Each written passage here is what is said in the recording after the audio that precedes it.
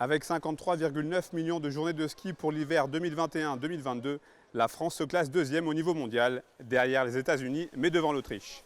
Après une saison dite de renaissance, les domaines skiables de France, réunis en congrès pendant 2 jours à Lyon, veulent donc faire de l'hiver prochain celui de la confirmation. On se réjouit que 2021-2022, cette belle saison qu'on vient de passer, ait vraiment été celle de la renaissance qui a permis de se redonner un souffle, de repartir, donner un dynamisme et de nouveau contribuer à l'économie de nos territoires. La saison prochaine, on l'espère très bonne. Il y a des réservations qui sont en hausse par rapport à l'année dernière, qui l'année dernière étaient déjà à cette époque-là très hautes. Donc tous les signaux sont en vert. Bien sûr, on se pose toujours des questions, des inquiétudes, mais aujourd'hui, on a tous les feux qui sont allumés pour faire une magnifique saison l'hiver prochain et contribuer à l'emploi et à l'économie de nos territoires. Les chiffres le montrent, la France a plutôt bien géré l'après-Covid, avec notamment une hausse de 4% en matière de fréquentation.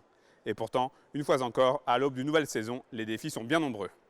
Un des enjeux auxquels on fait face aujourd'hui, c'est bien sûr celui de l'énergie. Il y a celui de l'eau également. On est présent sur ces sujets et c'est l'un des objectifs bien sûr de ce congrès pour partager les solutions et parvenir à dépasser ces très grands enjeux qui nous concernent et qui vont probablement être les enjeux du 21e siècle en général et pas seulement de la saison 2022-2023. Aujourd'hui, la multitude des contraintes qui nous sont apportées en termes d'aménagement, des charges aussi par rapport notamment les salaires mais aussi l'électricité ou l'eau, pose la question, notamment dans les stations les plus fragiles, de cet équilibre économique. Et signe de la bonne dynamique actuelle, après 2 années très compliquées, les recrutements, eux, sont repartis à la hausse. La formation a été énorme, on a eu plus de 3600 personnes formées l'année dernière. Donc sur 19 000 salariés à peu près, ça veut dire qu'on a des taux de formation qui sont énormes et des gens qui sortent avec des formations qualifiantes. Nos salariés reviennent et on a énormément de CV en stock, donc c'est vraiment de bon augure pour ce début de saison.